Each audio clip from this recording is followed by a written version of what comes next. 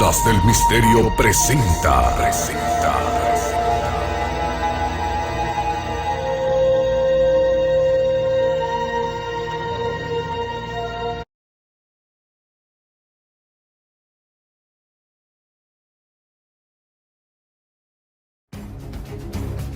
Es el tesoro más esquivo de todos. El cáliz que Cristo usó en la última cena, al que se atribuyen poderes milagrosos. Es la respuesta a tus necesidades, el bálsamo definitivo, la panacea, la solución de cualquier problema. El Santo Grial ha cautivado a cazadores de tesoros durante más de un milenio. Y Heinrich Himmler, el líder de las SS, llegaría a obsesionarse con encontrarlo. No subestiméis a Heinrich Himmler, siempre conseguía lo que quería. Removió cielo y tierra para buscarlo. Se dice que envió a grupos de fuerzas especiales en misiones de alto secreto. ¿Y quién mejor para enviar en busca del Santo Grial que Otto Skorzeny, el legendario oficial nazi? Y puso los recursos de las SS en manos del buscador del Grial más célebre de Alemania. Otto Rahn era el auténtico Indiana Jones. Y acabaría dejándose la vida en la mayor búsqueda del tesoro de los nazis. Esta es la historia de Himmler y su empeño por encontrar el Santo Grial. Berlín, 1933. Los nazis ejercen un control absoluto sobre Alemania. Otto Rahn, un joven y humilde escritor, se dirige hacia una reunión en respuesta a un misterioso telegrama. Un benefactor anónimo le había ofrecido 1000 marcos imperiales al mes, un salario impresionante para escribir un libro. La cita es en el número 7 de Prinz Albrechtstraße. Rahn no tiene ni idea de quién le estará esperando.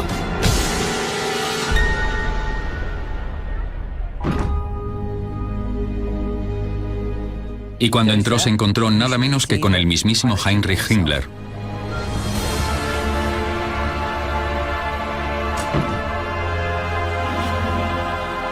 El Reichsführer Heinrich Himmler era el segundo hombre más poderoso de la Alemania nazi,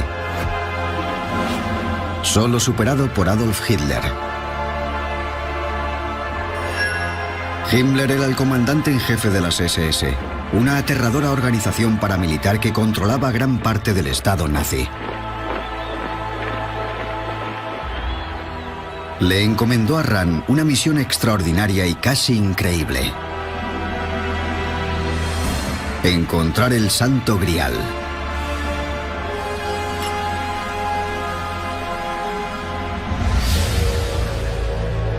El Santo Grial es el tesoro más buscado de la historia.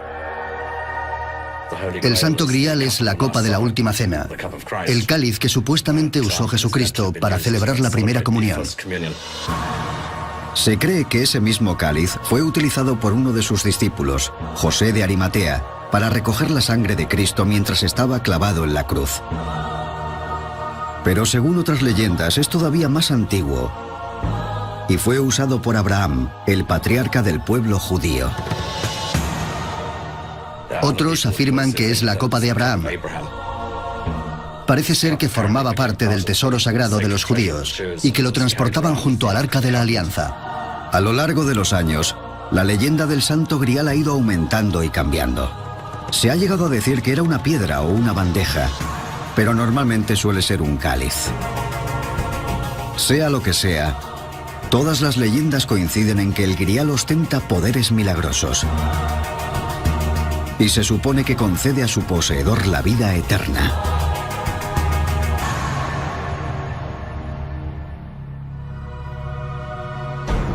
El Grial es la respuesta a tus necesidades. Te saciará cuando tengas hambre, te curará cuando estés herido. Es como el bálsamo definitivo, la panacea, la solución de cualquier problema. Tal misterio lo rodea, que lleva siglos obsesionando a los cazadores de tesoros. Abundan las historias sobre caballeros de las cruzadas que partían en su busca mientras asolaban tierras de Oriente Medio. Y muchas leyendas del mítico rey Arturo y sus caballeros trataban sobre su búsqueda del Santo Grial. Pero miles de años después, jamás ha sido encontrado. ¿Por qué quería Himmler algo así? No solo era un nazi fanático, sino que por lo que parece tenía otras creencias inusuales. Estaba obsesionado con los misterios, las leyendas, la astrología, el ocultismo y el pasado pagano de Alemania. Básicamente Himmler era, hoy le llamaríamos friki, le habría encantado Tolkien, estaría jugando al Warhammer todo el día, era un empollón, por así decirlo, no hay otra palabra para describirle. Heinrich Himmler era un hombre extremadamente raro, pero ostentaba una posición con un poder extraordinario. No subestiméis a Heinrich Himmler. Siempre conseguía lo que quería. Himmler erigió las SS conforme a las tradiciones de las tribus precristianas de Alemania. Promovió el culto a los ancestros y las festividades cristianas eran reemplazadas con fiestas paganas. En lugar de las Navidades y la Pascua, las SS celebraban el solsticio de invierno y de verano. Los oficiales de las SS se casaban mediante un ritual llamado Evaia, y una ceremonia del nombre sustituyó al bautizo. Era como si intentara crear una nueva religión nazi. Al recuperar los antiguos dioses y tradiciones de sus ancestros germánicos, esperaba crear un nuevo orden que dominara Europa durante los 1000 años siguientes. Incluso el diseño de la insignia de las SS reflejaba la obsesión de Himmler con el pasado pagano de Alemania. Eran 2 runas Sig, símbolos ocultos de una antigua civilización germánica. Tenemos la creación de una especie de mitología que empezó a convertirse en una religión de verdad, entre comillas. Los nazis querían incluir en ella todo tipo de elementos. Si quisieras crear una religión o ver cómo se hace, te bastaría estudiar a Himmler y lo que hizo, porque en muchos aspectos fue el perfecto líder de una secta. En eso se convirtió el nazismo y la religión que lo rodeaba. Básicamente era una secta.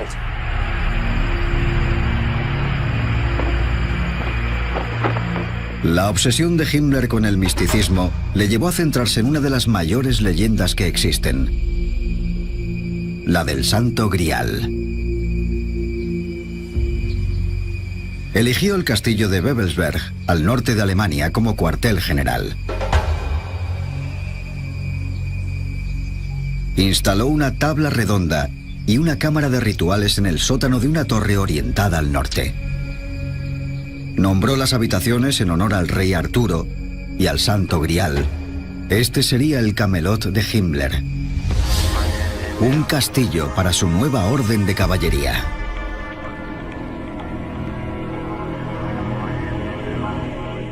Quería que las SS fueran una especie de orden de caballeros teutones y pretendía mezclar el mito artúrico con la maquinaria militar mecanizada de la época. Quería los mismos valores caballerescos que desprenden las leyendas del Santo Grial. Ya tenía su castillo y sus caballeros. Solo le faltaba una cosa.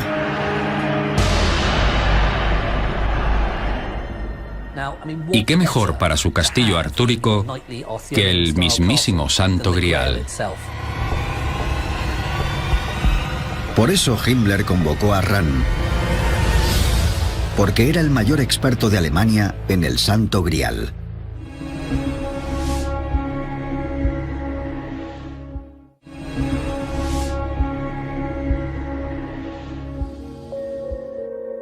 Otto Rahn nació en 1904 y creció durante los horrores de la Primera Guerra Mundial. Como válvula de escape se sumergió en las leyendas y la mitología. Le encandilaron los mitos y leyendas del pasado, porque el presente no era tan agradable. Así que recurrió a los libros y las historias de Wodan, Dolnar y demás relatos nórdicos. Su mito favorito, muy popular en Alemania, era sobre uno de los caballeros de la tabla redonda, Perceval, que en Alemania era conocido como Parsifal. La versión más popular de la historia fue la escrita por Wolfram von Eschenbach en el siglo XIII. En ella, un joven Parsifal va en busca del misterioso Grial. En la versión de Eschenbach, no es una copa, sino una piedra. Describe el Grial como una piedra oscura en el interior de un relicario. Y según Eschenbach, cualquiera que tuviera la piedra o se encontrara cerca de ella, gozaría de la vida eterna y sería sanado. Según la leyenda, Parsifal finalmente encuentra el Grial en un castillo mítico que Eschenbach llama Munsalvesh.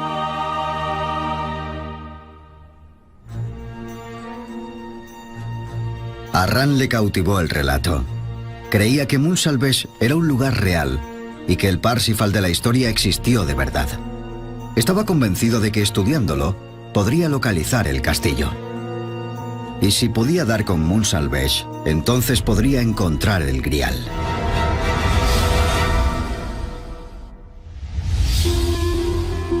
El joven Ran se dedicó a investigar estos mitos. Creo que a Otto le entusiasmó la idea de descubrir la verdad tras esas leyendas. Tenía una mente alemana muy metodológica y lo que intentó fue deconstruir el mito, descubrir quiénes eran los personajes históricos que se convirtieron en figuras mitológicas. En su trabajo se pueden observar mapas y genealogías. Tras años de investigación, Ran finalmente dio con una pista. La encontró en las canciones de los trovadores, los poetas itinerantes de las cortes medievales de Francia. Otto Ran decidió que las canciones de los trovadores eran el único registro auténtico de lo que había ocurrido. Muchos de los documentos de la época habían sido destruidos, pero a través de las tradiciones orales, de las canciones y de las leyendas, se transmitía lo que había ocurrido y sobrevivió hasta su época. En algunas canciones, los trovadores mencionaban una secta religiosa medieval llamada catarismo. Según se decía, los cátaros poseían fantásticos tesoros, entre ellos una reliquia sagrada, una roca que había caído del cielo. Ran estaba seguro de que esa reliquia debía tratarse del Santo Grial, descrito por Eschenbach. Los cátaros existieron en la realidad. Eran miembros de una secta religiosa del siglo XII, principalmente en la región de Languedoc, al suroeste de Francia. Lo que llamamos catarismo es en realidad una variación del cristianismo que creía que no eran necesarios los intermediarios entre Dios y los hombres, que cualquier individuo podía mantener una comunicación directa con Dios, lo que significaba que toda la jerarquía de curas, prelados, cardenales, que la iglesia entera era irrelevante. Y eso molestó muchísimo al catolicismo. El Papa tachó a los cátaros de herejes y lanzó una violenta cruzada contra ellos. Este grupo religioso fue perseguido por la Iglesia Católica Romana porque se oponía a ella. Por todo el sur de Francia, miles de cátaros fueron masacrados por las fuerzas del Papa. Los últimos que quedaron fueron sitiados en una fortaleza montañosa llamada Montsegur.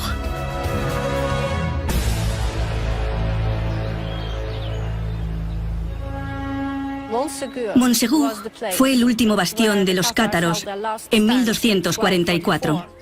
Cuando los cruzados entraron en el castillo no encontraron ni rastro del mítico tesoro ni de las infinitas riquezas que habían esperado. A lo largo de los años surgieron leyendas y rumores sobre lo que ocurrió de verdad con el tesoro de los cátaros, los tesoros de su fe.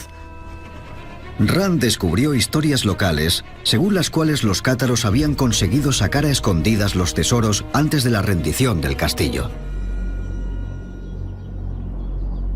Ran estaba convencido de que la leyenda era real y que el Grial tenía que estar escondido en Montsegur. Me imagino a Ran pensando que esos eran los lugares descritos en el mito original. Ciertamente estaba entusiasmado con todo lo que había encontrado. Otto estaba seguro de que ahí encontraría el Grial, que tenía que ser el lugar donde lo hubieran escondido. Incluso antes de ser llamado ante Himmler, Ran había viajado a Montsegur, una hermosa y remota zona de los Pirineos franceses. Estaba convencido de que el Grial se encontraría en las inexploradas montañas de la región. Se pasó años recorriendo la zona.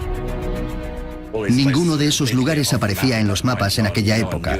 Nadie conocía la historia ni la existencia de las cuevas o los castillos. Era una labor complicada y ardua. Pero Rand no se amilanó y siguió invirtiendo dinero en la búsqueda. Pero después de 2 años de costosas exploraciones se le acabó el dinero.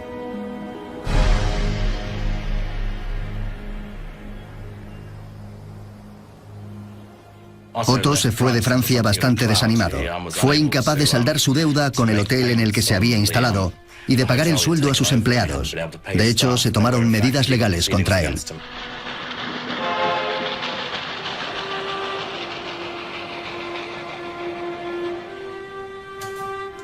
Cuando volvió a Alemania, lo único que había conseguido con sus esfuerzos eran notas para un libro.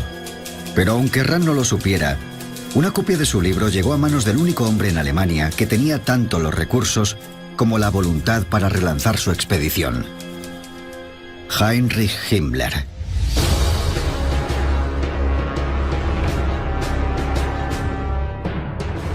Antes de que los nazis llegaran al poder, personas como Otto Rand eran figuras intrascendentes, obsesionadas con encontrar el Santo Grial. Era algo que nadie se planteaba de verdad, pero de repente llegó un nuevo régimen que se tomaba ese tipo de cosas en serio. Rand nunca había demostrado ningún interés en la política de los nazis. Pero Heinrich Himmler le aportaría la solución para el mayor problema al que se había enfrentado en su búsqueda del Santo Grial, porque le ofreció justo lo que necesitaba: dinero. Le dijo que las SS se encargarían de financiar su investigación y que le darían el dinero que necesitara para continuar con su búsqueda. La única condición era que tendría que llevar un uniforme negro y responder ante sus superiores. Rand pasó a formar parte de las SS, una organización que reclutaba a sus miembros entre la élite aria de la Alemania nazi. Se les exigía que demostraran su pureza étnica, comprobando su genealogía hasta el siglo XVIII. Las SS controlaban algunos de los aspectos más intimidatorios del Estado nazi, como los campos de concentración y la policía secreta. A pesar de todo eso, para Rand no supuso un problema unirse a ellas. Si no tienes dinero, alguien te ofrece 1000 marcos imperiales al mes y lo único que tienes que hacer es unirte a las SS. Después de lo cual tendrías carta blanca para ir a cualquier lugar de Europa y hacer lo que más te gusta, que para Otto era investigar. Dices que sí, que aceptas el dinero, que irás a encontrar tesoros. ¿Por qué no?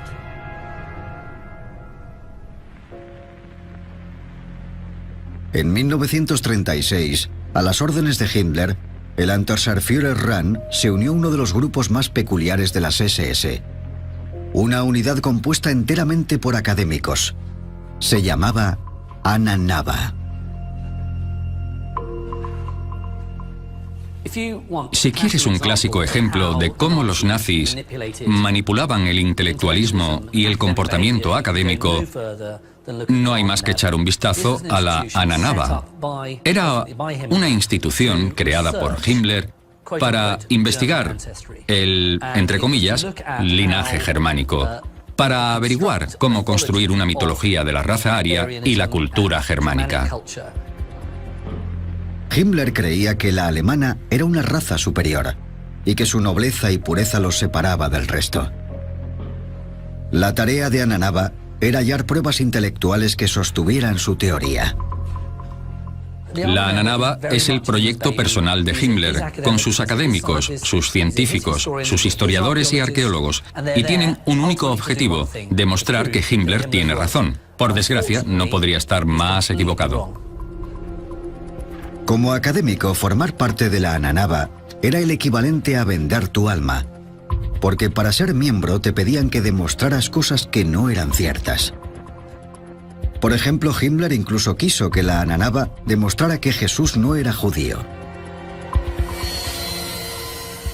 Estaban creando su propia Biblia, una Biblia aria, en la que Jesús era ario.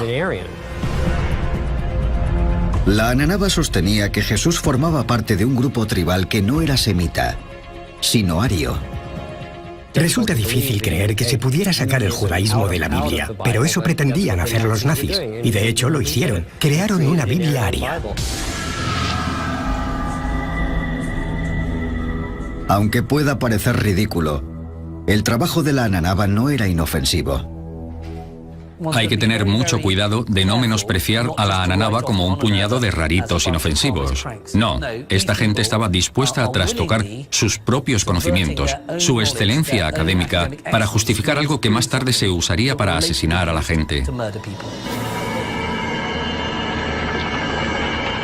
Pero en ese momento, Rand hizo la vista gorda.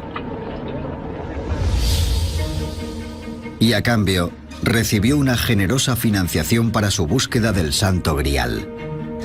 Con el respaldo de Himmler, Rand se dedicó de lleno a su investigación y pronto publicó un segundo libro, La Corte de Lucifer.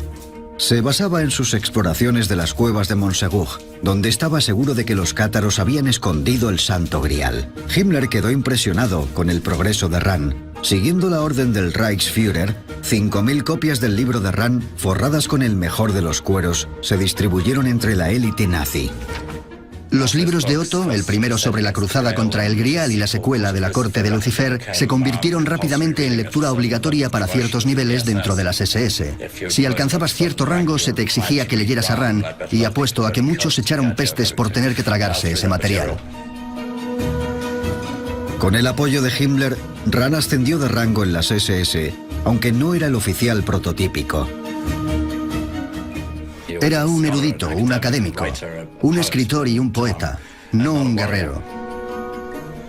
Era un soldado terrible. No estaba en muy buena forma y fumaba demasiado. No era muy útil en el campo de entrenamiento y tenía muy mala puntería.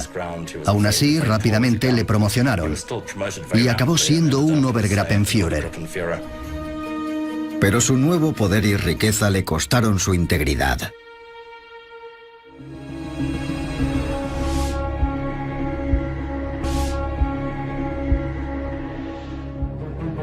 Al leer las pruebas de su nuevo libro, Rand descubrió que alguien había insertado pasajes antisemitas. Rand decidió ignorarlo. Su único interés seguía siendo encontrar el Santo Grial. Fue como un pacto con el diablo, y creo que se dio demasiada prisa en aceptarlo. Himmler envió a Rand a recorrer Europa en busca del Grial. Rand fue destinado a todo tipo de sitios. Hay muchas cartas de aquella época en las que Otto solicitaba permiso para visitar varios sitios y realizar excavaciones. Son literalmente listas de lugares. Visitó los sitios paganos más famosos de Europa.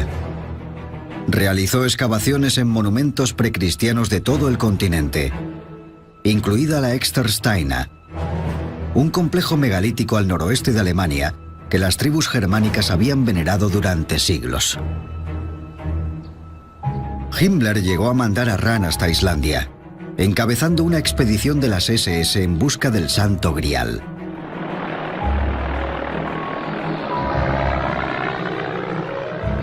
Pero a pesar de buscarlo durante 2 años por todo el mundo, Rand seguía sin encontrarlo.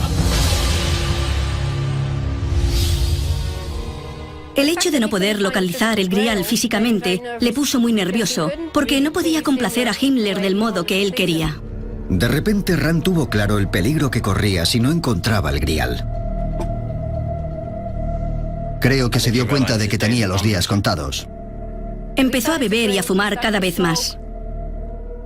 Vivía con un pánico constante, y todo empezó a desmoronarse. Rand esperaba desesperadamente que Heinrich Himmler le concediera más tiempo. Pero a Himmler se le había acabado la paciencia. En 1937, Himmler le despojó de su rango militar.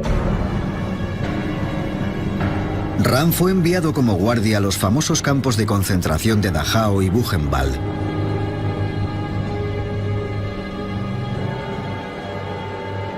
Los nazis construyeron los campos de concentración para encarcelar a los individuos social y políticamente indeseables. En aquella época, algunos de los presos de Buchenwald Eran socialistas, comunistas, gitanos, testigos de Jehová y homosexuales que vivían hacinados en condiciones infrahumanas. Vio cómo maltrataban y asesinaban a mucha gente. Quería salir de ahí cuanto antes. No quería tener nada que ver con eso. Quería huir a alguna otra parte, vivir en otro sitio. Pidió varias veces el traslado a Francia, pero se lo denegaron.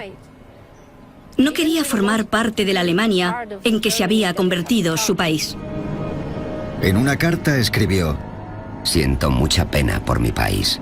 Es imposible que un hombre tolerante y liberal como yo viva en una nación como en la que se ha convertido mi país natal. Estaba muerto de miedo. Había un motivo concreto por el cual lo que Rand había visto en Buchenwald le había aterrorizado. Y es que escondía un peligroso secreto. El propio Rand era homosexual. Se lo había ocultado a las SS desde el principio, porque obviamente la homosexualidad, así como el judaísmo, era algo por lo que enviaban a la gente a los campos. Mucha gente murió por esos motivos. Y había algo todavía peor. Rand no era ario de sangre pura. Era judío.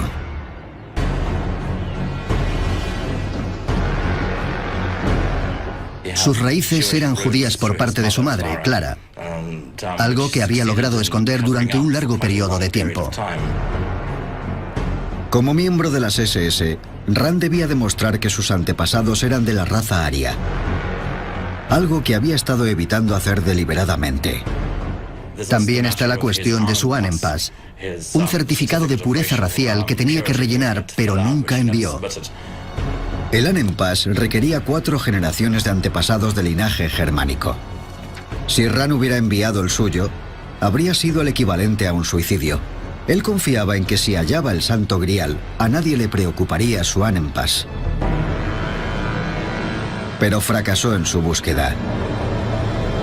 Y en 1939 se le acabó la suerte.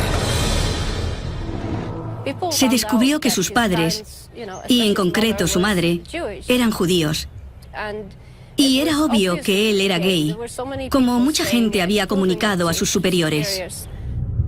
Un oficial gay judío de las SS no podría sobrevivir mucho tiempo en la Alemania nazi.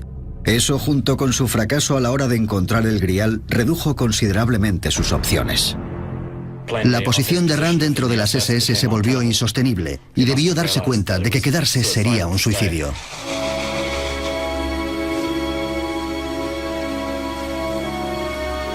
En marzo de 1939, Rand viajó a la frontera con Austria.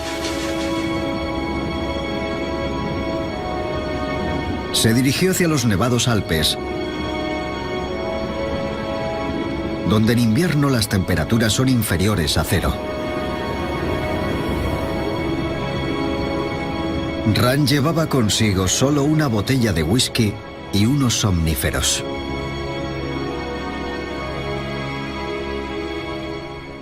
Resulta interesante que lo hiciera en una fecha cercana al 16 de marzo, el aniversario de la caída del castillo de Montsegur y de la quema de los mártires cátaros. Puede que la eligiera deliberadamente. Eligió la Endura, la muerte de los cátaros, y se sentó en medio del bosque, en la ladera de una montaña, con una magnífica vista. Se tomó 2 botes de somníferos sabiendo que no se despertaría, porque esa noche moriría congelado. Un periódico nazi comunicó la noticia como una tragedia: la muerte de un notable oficial y científico de las SS.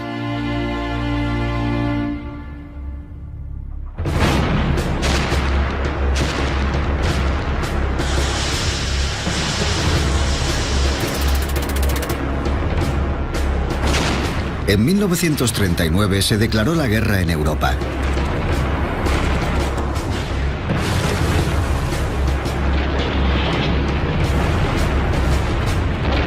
Las SS de Himmler estaban en el grueso de la batalla. Pero aún así, el Reichsführer continuó su búsqueda del Grial durante la guerra. Cabía suponer que la muerte de su Parsifal, del principal buscador del Grial, podría significar el fin de todo el programa. Pero el interés de Himmler por todo lo oculto y las rarezas arqueológicas del pasado no se había disipado.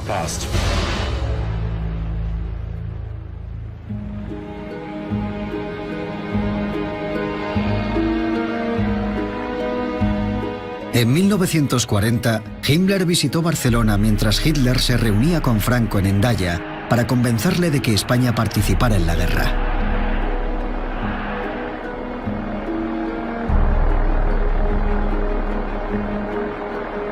Pero Himmler tenía un motivo oculto para acompañar al Führer a España. Había encontrado una nueva pista sobre el Grial.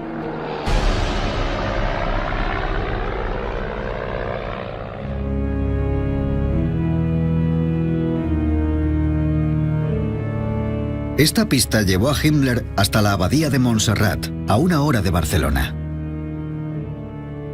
La abadía estaba construida sobre los cimientos de un antiguo castillo. Las SS habían descubierto una vieja canción popular catalana sobre una mística fuente de vida que se encontraba en el castillo.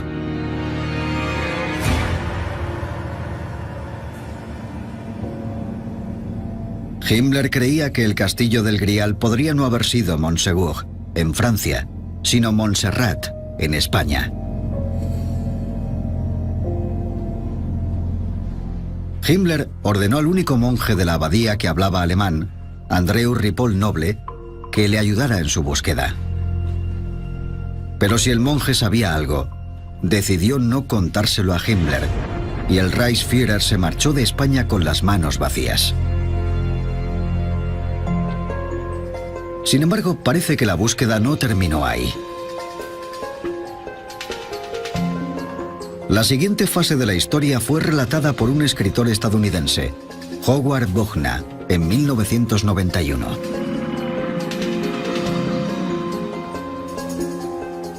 De joven, en 1945, Buchner formó parte del avance estadounidense por Europa. Al igual que Rand, quedó fascinado por la leyenda del Grial. El coronel Howard Buchner, que había sido un cirujano del 3er Batallón del ejército estadounidense, supuestamente fue el primer médico aliado que entró en Dachau. Se supone que allí obtuvo información de un oficial preso de las SS que incluyó en su libro sobre la búsqueda nazi del Santo Grial. Buchner escribió un libro llamado La Copa Esmeralda, un libro muy curioso. Según las fuentes de Buchner, después de que Himmler descartara a España, volvió a centrar su atención en los Pirineos franceses. Pero en esta ocasión lo hizo con un enfoque radicalmente diferente. Frustrado con los esfuerzos de académicos como Rand, Himmler le pidió a uno de los mayores héroes militares del Reich que se encargara de la búsqueda, a Otto Skorzeny. Era un auténtico oso. Muy alto, encantador e imponente. Tenía una gran cicatriz en la mejilla y era un nazi recalcitrante. Skorzeny era el jefe de las Fuerzas Especiales de Alemania, el comando más famoso y temido del ejército alemán. Era audaz e intrépido, un héroe entre los nazis. Según Buchner, Himmler había enviado al mismísimo Otto Skorzeny, el famoso paracaidista y comando, al que llamaban el hombre más peligroso del mundo, a recuperar el sagrado tesoro. Himmler lo había intentado con científicos y cerebritos. ¿Por qué no probar con Otto Skorzeny? Skorzeny estaba más que cualificado para la tarea. En septiembre de 1943, lideró un arriesgado ataque en una prisión de los Alpes italianos para liberar al dictador italiano Benito Mussolini. Un escuadrón de élite del ejército alemán se lanzó desde un planeador y fueron recibidos con un intenso fuego enemigo.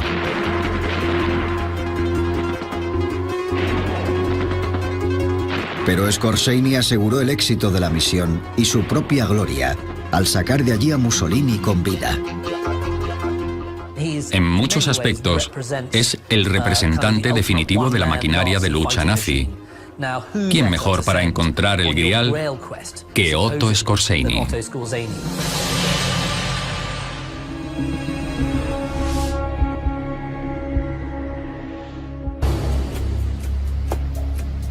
Así que, según Bugna, en marzo de 1944, Himmler le encargó a Skorzeny otra misión de alto secreto. En esta ocasión, ir al castillo de Montségur en Francia para encontrar el Grial. Skorzeny decidió repasar la teoría de Rand, según la cual algunos cátaros habían logrado escapar del castillo, llevándose el Grial 700 años antes. El coronel Howard Bugna creía que Otto Skorzeny sería capaz de examinar el castillo con mente militar e imaginarse cómo fue posible tal hazaña. Hasta entonces nadie entendía cómo podrían haber escapado los cátaros. 3 flancos del castillo eran asediados por miles de soldados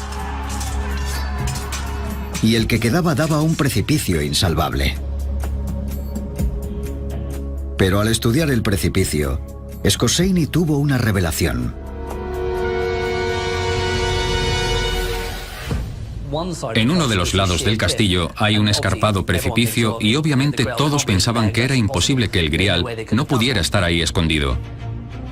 Pero como supuestamente Skorzeny era un genio de la táctica militar, fue el primero que dijo, ¿y si estuviera escondido allí?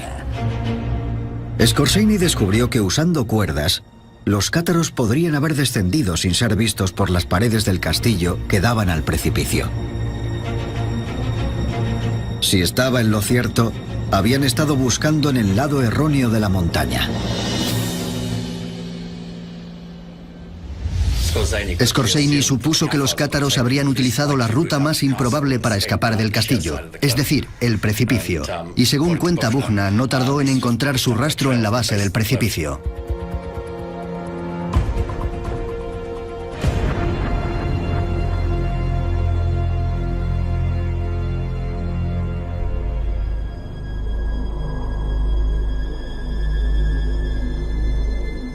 Seis días después de que Skorzeny llegara a Montségur, se cumplía el aniversario de la masacre de los cátaros. El 16 de marzo de 1944 era el 700 aniversario de la caída del castillo. Un pequeño grupo de gente decidió celebrar la fecha con una pequeña ceremonia en la base del castillo.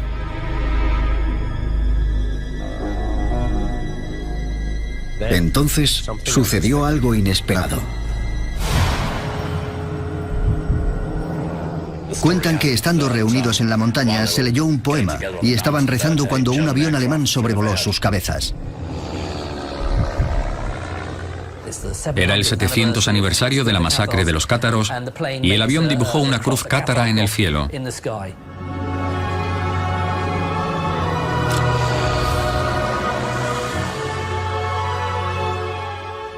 Bugna afirma que era una señal de Himmler, de que Skorzeny había tenido éxito en su misión de recuperar la Copa Esmeralda.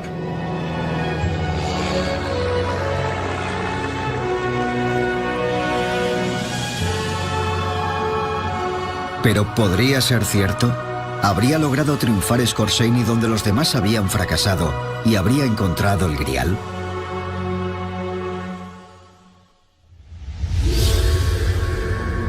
Sin duda alguna, la historia de Bugna es entretenida, pero tiene un problema fundamental. Y está relacionado con Otto Skorzeny. Cuando oigo el nombre de Otto Skorzeny relacionado con alguna historia fantástica, para mí es un claro indicador de que lo más probable es que la historia no sea más que una patraña. Aunque Skorzeny existió en la realidad y fue capturado por los aliados al final de la guerra, no pudo haber liderado esa misión. Al relacionar a Skorzeny con el supuesto descubrimiento del Santo Grial en el 700 aniversario de la caída del castillo, tendría que haber estado allí el 16 de marzo de 1944. Pero los aliados tienen pruebas de que Otto Skorzeny estaba en Yugoslavia en marzo de 1944, donde los alemanes estaban inmersos en una cruenta lucha. Lo cierto es que cuando supuestamente debería estar encontrando el Santo Grial en Francia, en realidad estaba en algún lado del frente oriental. La historia de Bugna se vuelve todavía más descabellada al afirmar que los nazis llevaron el Grial en un submarino a la Antártida, donde lo escondieron en una cueva de hielo en una base secreta nazi de las montañas Mühlich-Hoffmann. Es una historia maravillosa. Y después de las películas de Indiana Jones, nos encanta la historia de soldados nazis saqueando un castillo en los Pirineos. Es una historia divertida, pero no es real. Aunque la historia de Bugna sea pura fantasía, la de la búsqueda del Grial por parte de los nazis no lo es. Heinrich Himmler estaba obsesionado con el misticismo y financió costosas expediciones en busca del Grial, entre ellas la de Ran. Pero nunca lo encontró, debido probablemente a que jamás haya existido. Finalmente los aliados capturaron a Himmler al final de la guerra, el cual se suicidó bajo custodia de los británicos. La espeluznante verdad es que millones de personas de toda Europa perdieron sus vidas, siguiendo las órdenes directas de este hombre. Órdenes que los nazis intentaron justificar mediante el trabajo de la Ananaba y hombres como el buscador del Santo Grial, Otto Rahn.